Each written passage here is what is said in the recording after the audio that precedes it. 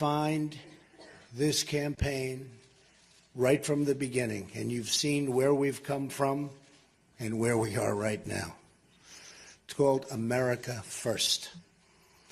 Every African-American citizen in this country is entitled to a government that puts their jobs, wages, and security first. I'm asking today for the honor of your vote and the privilege to represent you as your president.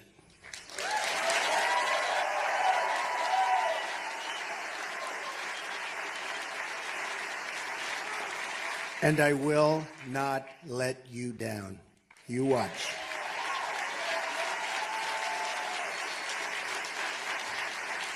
Here is the promise I make to you.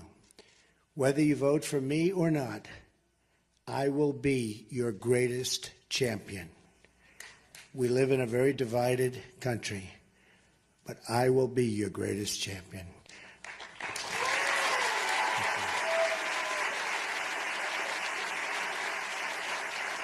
I have no special interest. I take no orders from donors or lobbyists. I put a lot of money into this campaign. Believe me, I'll be in for over $100 million. That's a lot. I work for you, and I work only for you.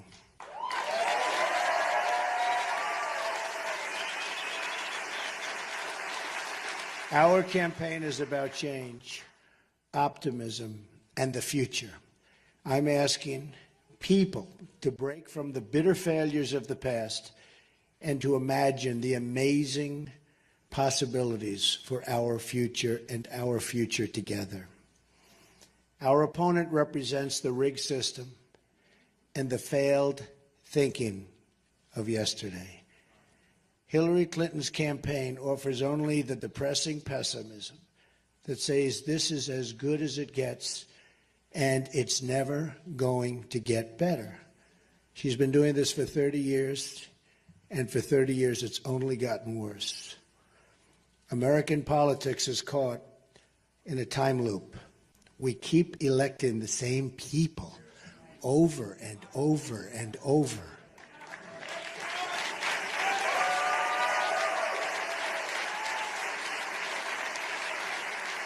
And they keep coming back to the African-American community and the Hispanic community, and they keep talking about what they're going to do, and they don't do it, and then 4 years later, you see them again. It's enough.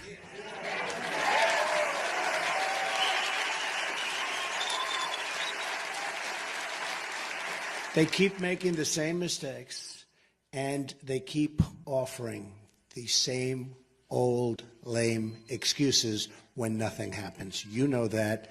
I know that. Frankly, everybody knows that. The fact that our corrupt Washington establishment has tried so hard to stop our movement, we have a major movement. There's never been anything like it in this country.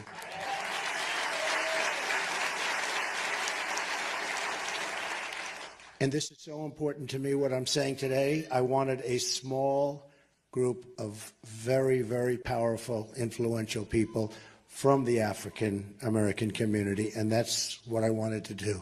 Enough with the rallies of 25 and 30,000 people. This was very important to me.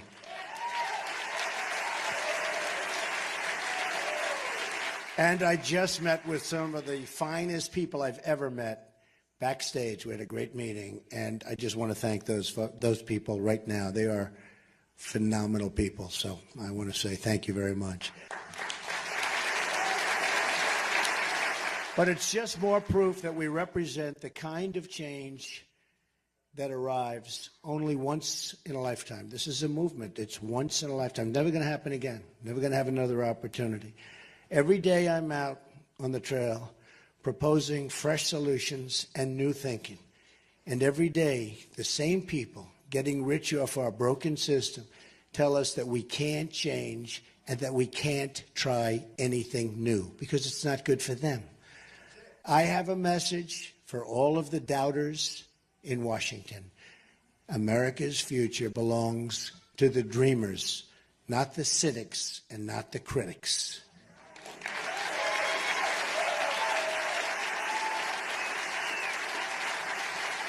And it's time to extend that dream to every African-American citizen in this country.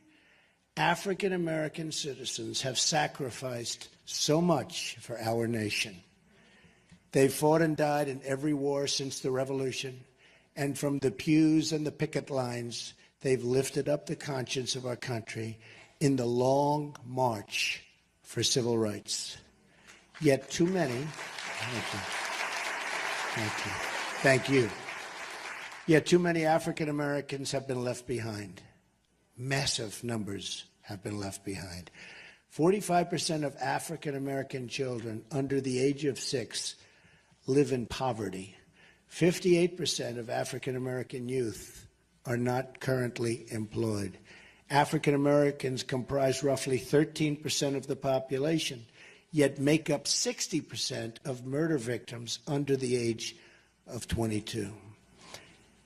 That's some number, isn't it, though? Some number. In 2015, violent crime in Charlotte increased by 18%, and it's expected to rise to 24% this year. In Chicago, nearly 3,500 people have been shot since January 1st of this year. It's not a very long time ago. Think of it, 3,500 people. The conditions in our inner cities today are totally unacceptable, and we have to fix them.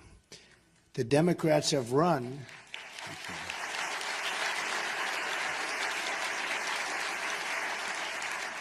The Democrats have run our inner cities for 50, 60, 70 years or more, uninterrupted. They've run the school boards, the city councils, the mayor's office, and the congressional seats. Their policies have failed, and they failed miserably. They've trapped children in failing government schools and opposed school choice at every single turn. The Clintons gave us NAFTA, one of the worst economic deals in the history of any country. It's taken our jobs, it's taken our companies, it's taken everything, so much out of our country.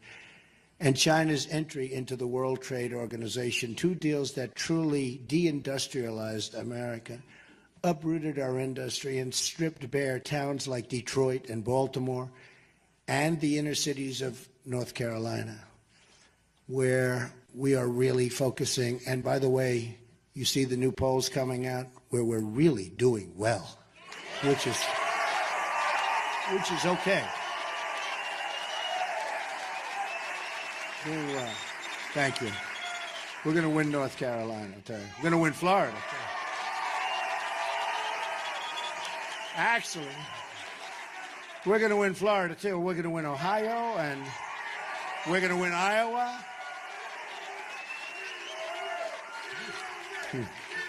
Yeah, we're winning a lot of states. You're getting a little worried back there, I'll tell you. The media, they're saying, what's going on over here? You have to see in Florida, they have lines that are 4 blocks long trying to get into the polling booths. They've never seen that before. And same thing in many other states that have started. This state has lost nearly half of its manufacturing jobs since Bill and Hillary's NAFTA. Think of it, half.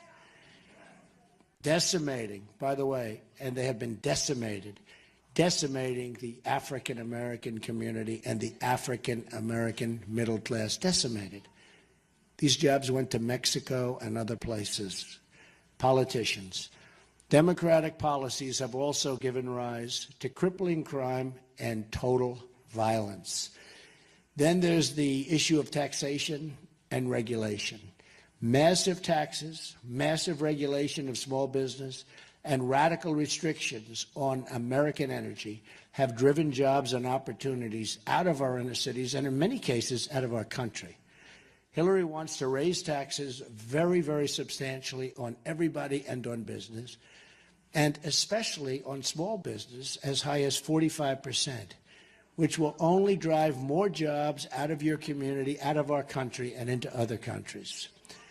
One of the greatest betrayals has been the issue of immigration. Illegal immigration violates the civil rights of African Americans. That's what's been happening.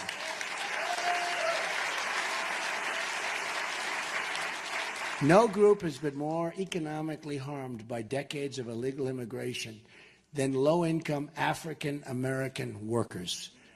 Hillary's pledge to enact open borders, made in secret to a foreign bank, WikiLeaks. This WikiLeaks is unbelievable.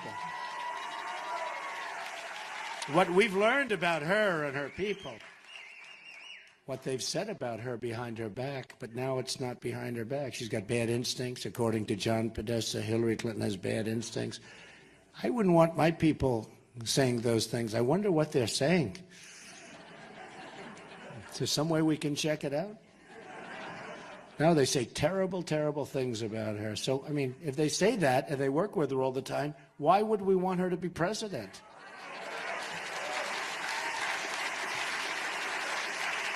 At the center of my revitalization plan is the issue of trade. Massive chronic trade deficits have emptied out our jobs. Just look at what's happened to Baltimore, Detroit, Pittsburgh, Cleveland, and right here in North Carolina. You know that for a fact. It's the greatest jobs theft in the history of the world. If I'm president and the executives at Ford Motor Company announce they're moving their plants and jobs to Mexico, I will pick up the phone and make a very, very simple call. I don't know if it's presidential, but I'd rather do it myself. And who cares? Who cares?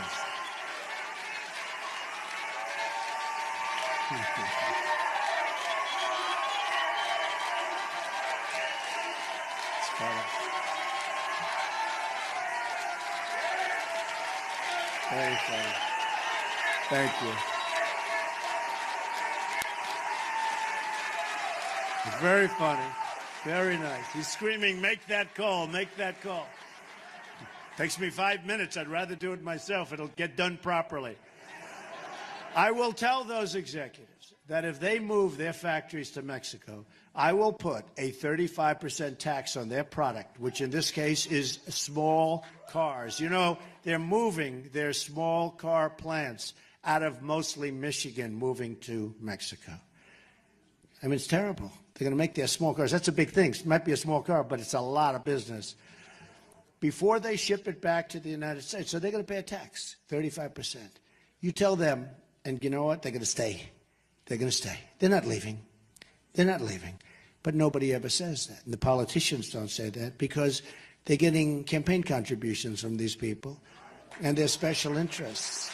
So they're not going to say that. Me, I'm saying it. I'm doing what's right. I'm working for you, folks. We're going to get this thing right. We're going to get it right. Such a big problem. Our jobs are leaving us, and people are being fired all over the country. Our plants, our factories are leaving us. We won't let your jobs be stolen from you anymore. Not going to happen. So easy. When we stop offshoring to low-wage countries, we raise wages at home, meaning rent and bills become instantly more affordable.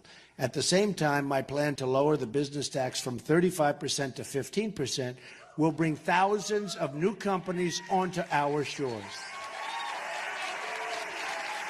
You'll have jobs. You'll have jobs back. It also includes a massive middle-class tax cut, tax-free child care savings accounts, and child care tax deductions and credits, and a total simplification of the tax code.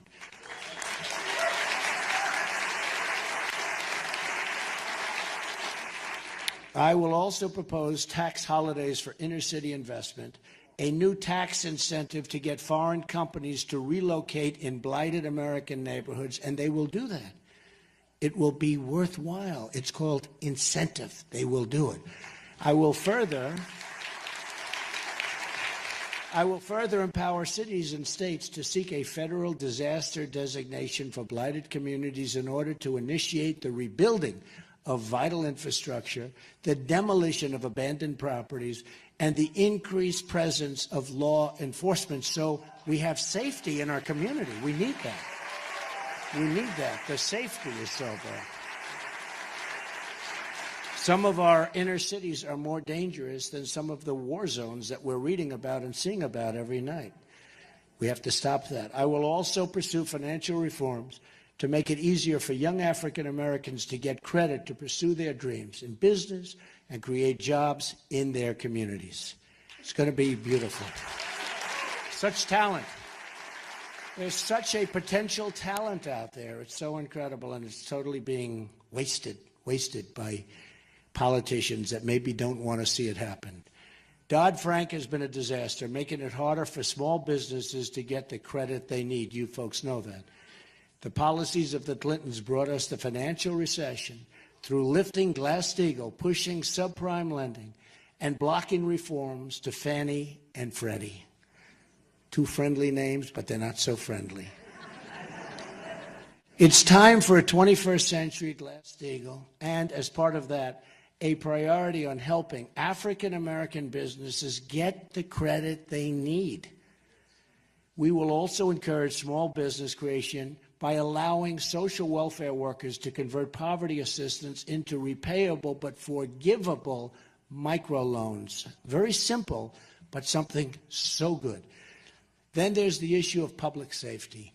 Making our community safe again will be a priority for the Trump administration. Safe.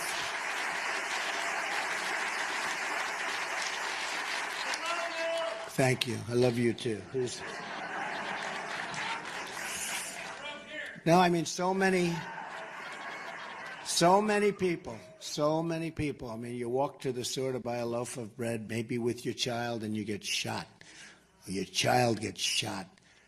Got to stop it. No good. No good. We need safety. I have heard and have listened to the concerns raised by African American citizens about our justice system, and I promise that under a Trump administration, the law will be applied fairly, equally, and without prejudice. There will be no prejudice.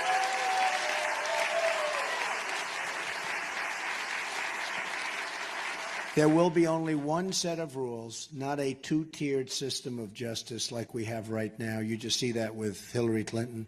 I mean, think of it. Think of it.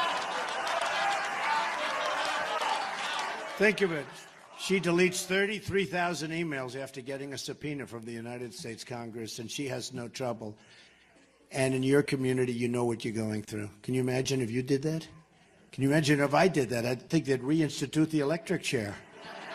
Forget about you. How about me? Would I be in trouble?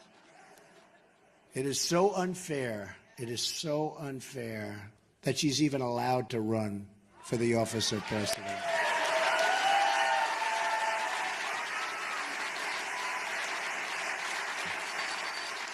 And then you probably read $675,000 went to the wife of the head of the FBI who was in charge of the investigation to her campaign. No, is this too hard to believe? I mean, went to the head of the FBI's wife who was in charge of the investigation of the Hillary Clinton email scandal. And then you wonder, gee, I wonder why she got off. That is a serious, horrible thing. Look, it's a horrible thing. It's not even believable. I have people, great lawyers, they can't even believe what's happening.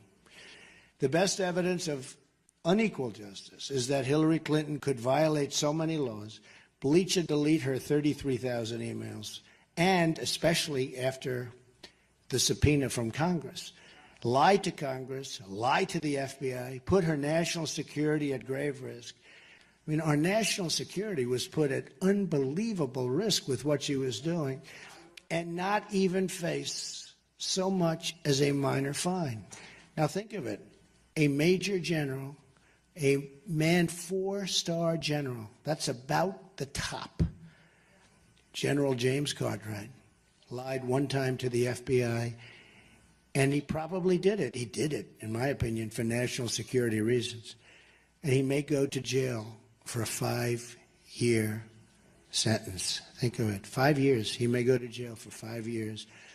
One time to the FBI, she lied, looks like hundreds of times. Hundreds.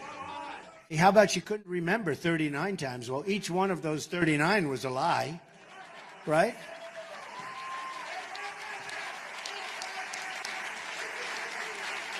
Equal justice also means the same rules for Wall Street. The Obama administration never held Wall Street accountable. We will also police our streets, have to make our streets safe. I want every poor African-American child to be able to walk down the street in peace and not be scared and not be hurt.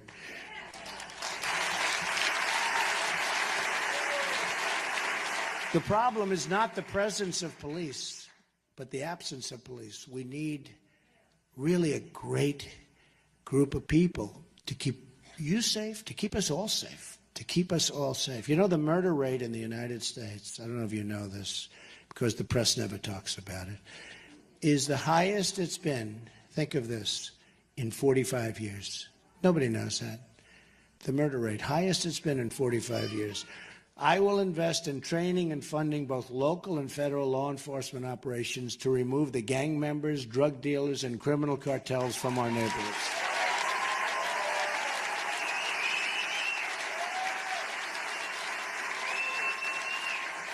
The reduction of crime is not merely a goal, it's a necessity for all of us.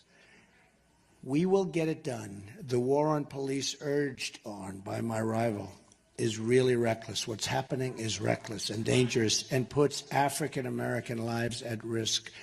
And all you have to do is look at the statistics and you see what's happening.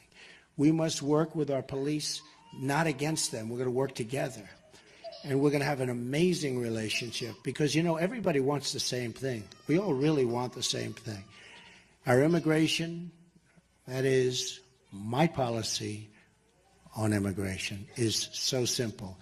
We will restore the civil rights of African Americans, Hispanic Americans, and all Americans by ending illegal immigration. And yes, we will build the wall. We will build the wall.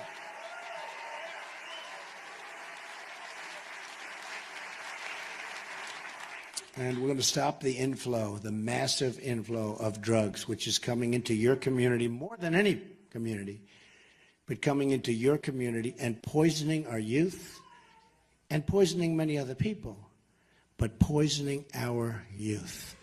I will reform visa rules to give American workers preference for jobs, and I will suspend reckless refugee admissions from terror-prone regions that cost taxpayers hundreds of billions of dollars. A portion of the massive amounts of money saved by enforcing our laws and suspending refugees will be reinvested in our inner cities. Don't forget, many of these refugees are coming from Syria and other parts of the world.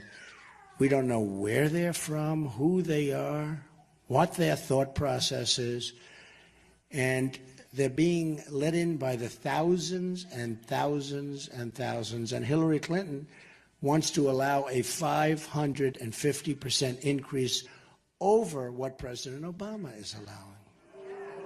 We don't know. We don't know what's going to happen. This is the story of the Trojan horse. This is your second Trojan horse guaranteed. And I can tell you right now, it's not happening, not with me. It will be ended. It will be ended. That will be ended. We have enough problems in our country. It's time to help the American citizens who have become refugees in their own country. Infrastructure will be another major goal. My contract calls for $1 trillion in infrastructure investment, of which the inner cities will be a major beneficiary. We need something done. It's so bad. You look at your roads and you look at your everything. You look at your schools and hospitals. Everything. It's so bad. I will also cancel all wasteful climate change spending from Obama Clinton.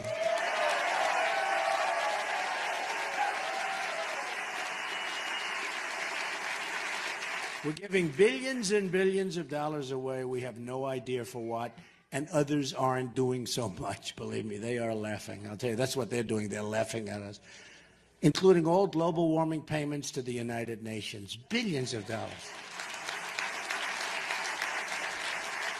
But listen to this. These steps will save $100 billion over 8 years, and this money will be used to help rebuild the vital infrastructure, including water systems, in America's inner cities. You see Flint, Michigan, what's happened there.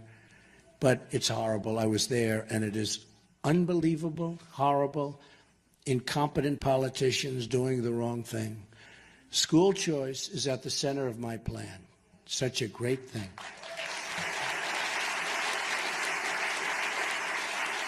And by the way, we're going to terminate Common Core and bring education local.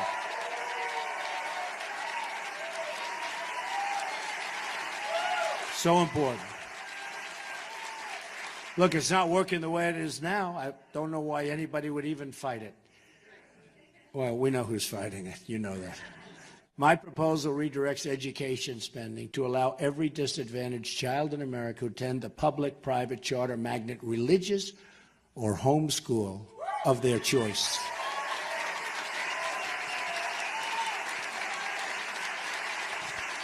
School choice is the great civil rights issue of our time, and I will be the nation's biggest cheerleader for school choice in all 50 states. What a difference it will make.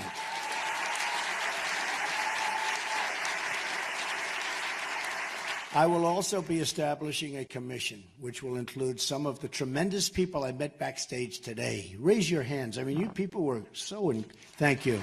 So great. Some great ideas. To tackle the school-to-prison pipeline and to shut that pipeline down and to create, so important, and to create a new pathway that leads from a great education instead to a great job. That's what we want. It is. It's school to prison. My plan will also ensure funding for historical black colleges and universities, more affordable 2- and 4-year college, and support for trade and vocational education. You know, I've gone to school with many people, some totally brilliant at one thing, but not at all brilliant at others. But we all know this. We've had students that sat next to us in class, and they were terrible students, but they were phenomenal at fixing a car engine. They were phenomenal at fixing a television set. They can take it apart blindfolded. And I can't do that. And you can't do that. But they were phenomenal at fixing things. We don't do that anymore. Remember, we used to have this great vocational education? They were talented. They were great. They were horrible students, and they were great. They can take a motor, they can take an engine apart blindfolded. And we have to bring that back. And that's what they love doing. That's what they love doing. And they'll do fantastically with it. Yeah.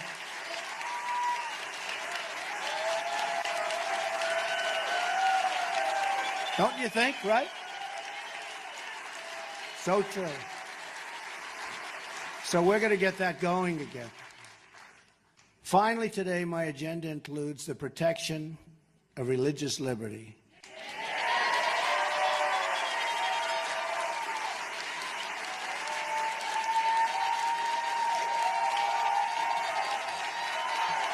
It's great. Nice to see. It's very nice to see. That's something you'll never hear from Hillary Clinton, that I can tell you. The promotion of family and support for the African American church. It's been a tremendous power in this country for so many years. This is just the beginning, because I will never, ever take the African American community for granted. Never, ever. Unlike Hillary, who does nothing for the Hispanics or for the African American communities. It will be my mission to prove to this country that yesterday does not have to be tomorrow.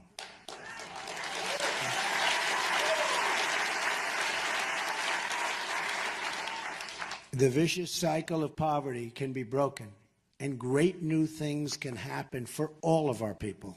Great new things can happen. But to achieve this future, we must reject the failed elites from Washington who've been wrong about virtually everything happening for decades. Hey, they've been wrong about the wars. They've been wrong about jobs. They've been wrong about everything. And the question is, Are they stupid? The question is, are they stupid or do they have a plan? I actually think for the most part they have a plan, but some are not too smart. And you're right about the swamp. Say it again. Right? You better believe it. Boy, that is...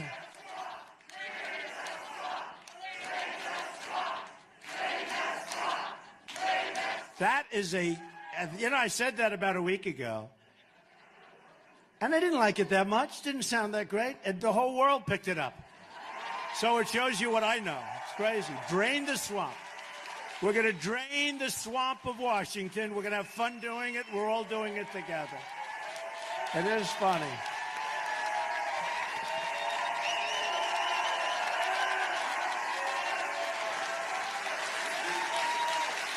Funny how things like that happen. I was listening the other day to a great singer, one of the great legends, and said that, certain song, didn't like it, became one of the greatest hits of all time. So, Drain the Swamp, I didn't like it. Now I love it, right? The people opposing us promised that passing NAFTA and opening up our markets to China would bring a new era of jobs and prosperity. That didn't happen. Instead, they brought only poverty and heartache and loss. The people opposing us are the same people who and think of this, who've wasted $6 trillion on wars in the Middle East. We could have rebuilt our country twice. That have produced only more terrorism, more death, more suffering. Imagine if that money had been spent right here in our home. We've totally destabilized the Middle East. And if you think about it, $6 trillion, and it was far better 15 years ago. So we've made it worse. We spent $6 trillion, lost thousands of lives. You could say hundreds of thousands of lives, because look at the other side also. So we lost hundreds of thousands of lives, and we're far worse off than we were when we started. Who are the people that do this? And then we end the war in such a bad way that a vacuum is formed, and we have ISIS. And that was the JV, the junior varsity. But now the JV is violent and vicious and ensconced in 32 different nations. And the one that gave us the JV now says how she's going to get rid of it. Not going to happen, folks. Just words. Just words. Just words. For 30 years she's been talking. For 30 years, only bad things happened for her. She tried to build democracy in Libya, and she failed. She tried to build democracy in Iraq, and she failed. She tried regime change in Egypt, and that was a disaster. She pressed regime change in Syria, and that failed. She tried a Russian reset that was laughed at. Laughed at. Putin. He has no respect for her whatsoever.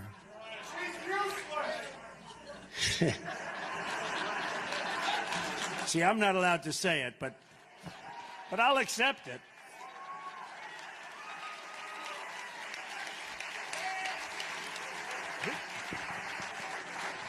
Who said that?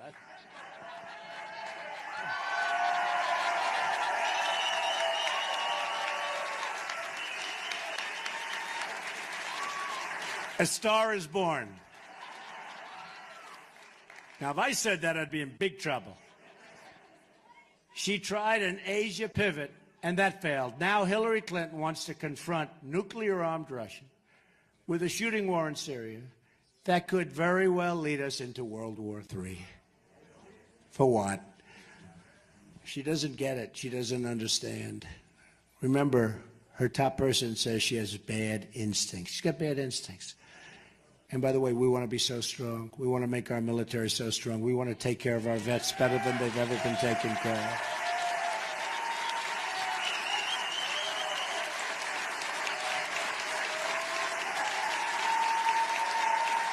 Peace through strength.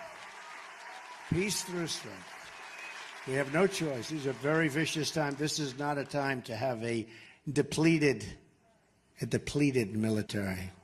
We're not going to have that. We have the greatest people in the world in the military. We're not going to have that, but we are going to take care of our vets also. Finally, our opponents passed a health care law, embraced by Hillary Clinton, over the furious objections of the American voter. And most politicians, I mean, they didn't want it, other than he lied and lied.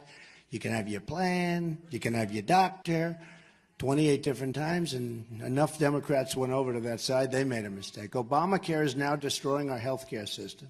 Premiums are skyrocketing double digits and are surging by more than 100%. And think of it, in the great state of Arizona, I love Arizona, it's going up 118%. Oh, but don't worry, you're going to catch that too first. Doctors are quitting, insurers are leaving, and companies are fleeing. Every prediction they made about this law was a lie, and I said it was going to be no good before it was ever passed. If we don't repeal and replace Obamacare, we will lose our health care system forever. We have to get rid of it. It's a disaster. It's too expensive, it doesn't work, and you get no coverage. The deductible is so high that you'll essentially never use it. Now is the time to embrace a new direction. I've been very lucky, and I've led a great life. Now I want to give back to the country which I love and which has been so good to me.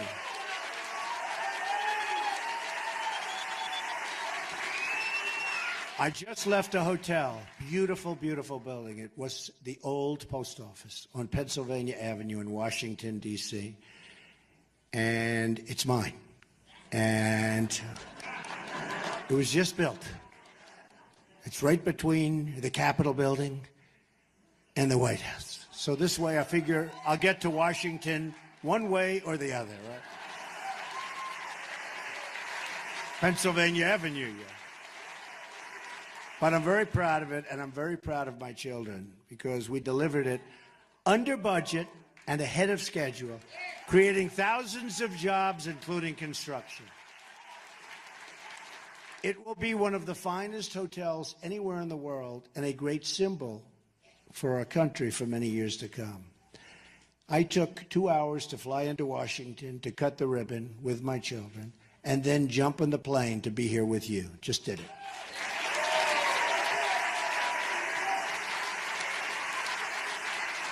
I wanted to be there for my children who worked so hard on the hotel. They worked so hard, in particular Ivanka in this case. And I always feel this. I feel this so strongly. Parents must stick and encourage and support their children.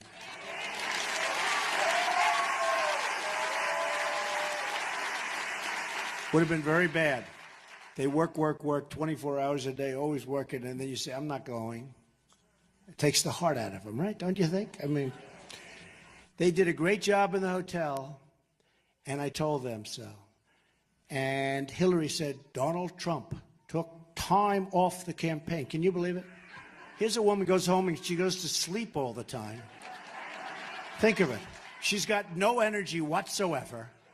Everyone's talking about the fact that I'll do 7, 8, 9 stops. I'll make 3 or 4 major speeches. Like, for instance, right after this, we have thousands and thousands of people in North Carolina coming to another one. Last night, 25,000 people. I got home at 1 o'clock in the morning. Here's a woman. She makes a speech for 15 minutes. She goes home, goes to bed. Honestly, she has less energy than Jeb Bush. I admit it. I admit it.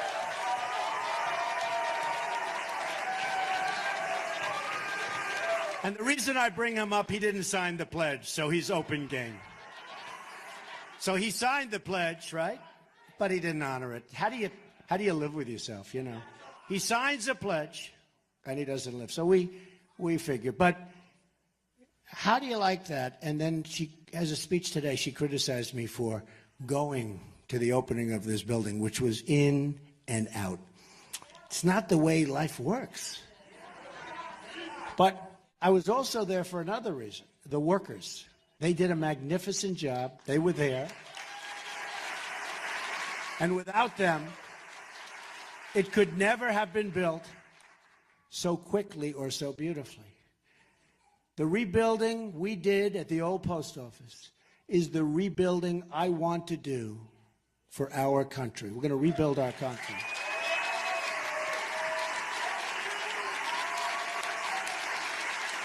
I want to go into the inner cities, the poor rural communities, and the failing schools, and I want to work on a national plan for total revitalization. We're going to be so proud of our country again.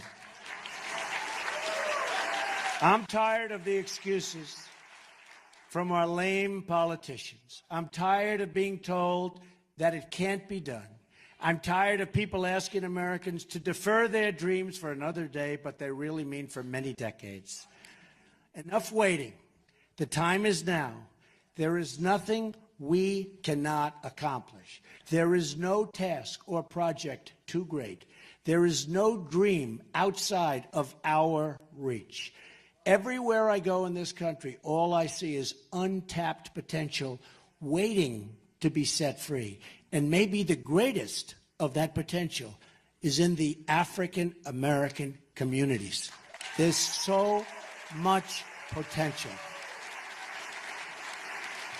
But we will never realize that potential if we continue putting our faith in a broken political system that has let us down time and time again.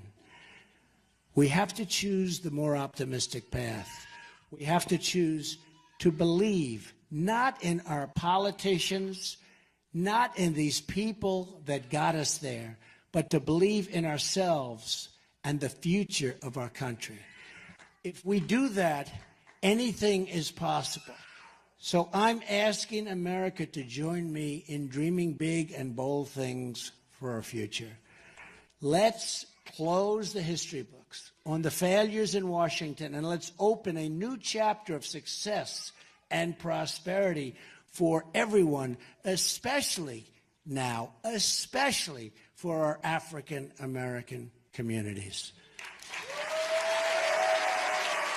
And that's going to happen. I am very humbled beyond words to be the nominee of the party of Abraham Lincoln. A lot of people don't know that. It's the party of Abraham Lincoln.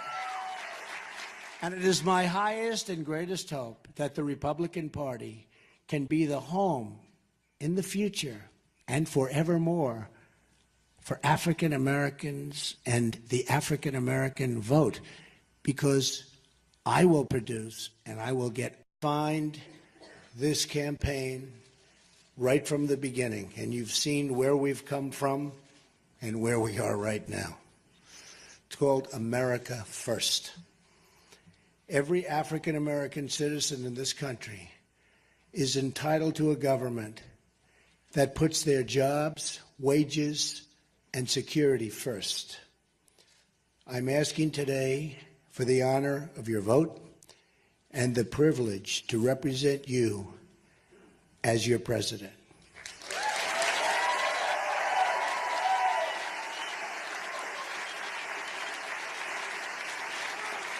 And I will not let you down.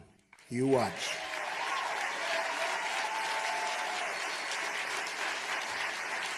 Here is the promise I make to you. Whether you vote for me or not, I will be your greatest champion. We live in a very divided country, but I will be your greatest champion.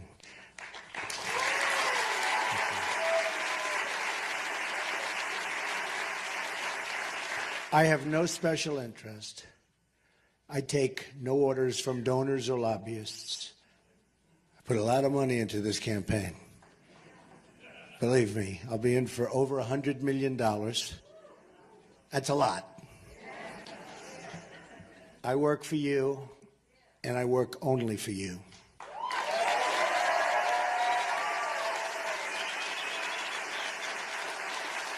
Our campaign is about change, optimism, and the future. I'm asking people to break from the bitter failures of the past and to imagine the amazing possibilities for our future and our future together. Our opponent represents the rigged system and the failed thinking of yesterday. Hillary Clinton's campaign offers only the depressing pessimism that says this is as good as it gets and it's never going to get better. She's been doing this for 30 years, and for all of the doubters in Washington, America's future belongs to the dreamers, not the cynics and not the critics.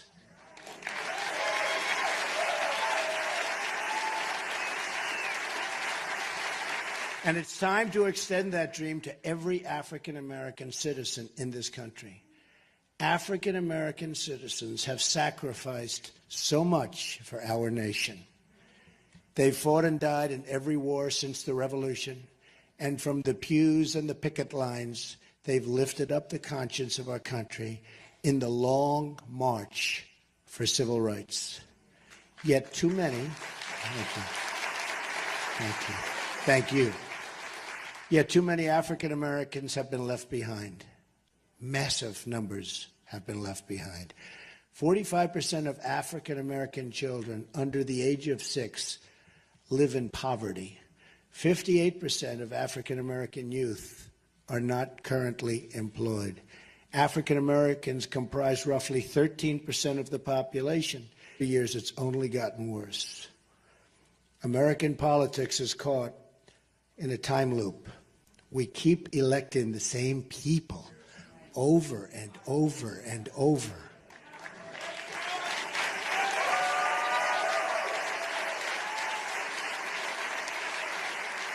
And they keep coming back to the African American community and the Hispanic community, and they keep talking about what they're going to do, and they don't do it, and then 4 years later, you see them again.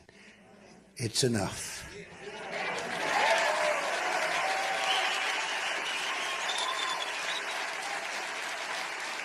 They keep making the same mistakes, and they keep offering the same old, lame excuses when nothing happens. You know that. I know that. Frankly, everybody knows that. The fact that our corrupt Washington establishment has tried so hard to stop our movement, we have a major movement. There's never been anything like it in this country.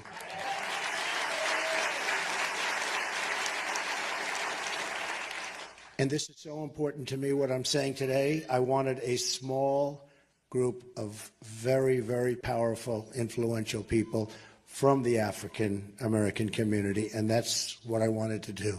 Enough with the rallies of 25 and 30,000 people. This was very important to me.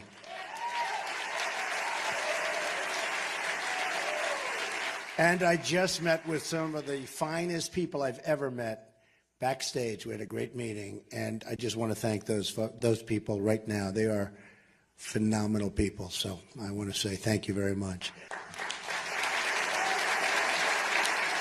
But it's just more proof that we represent the kind of change that arrives only once in a lifetime. This is a movement. It's once in a lifetime. Never going to happen again. Never going to have another opportunity. Every day I'm out on the trail proposing fresh solutions and new thinking. And every day, the same people getting rich off our broken system tell us that we can't change and that we can't try anything new because it's not good for them. I have a message.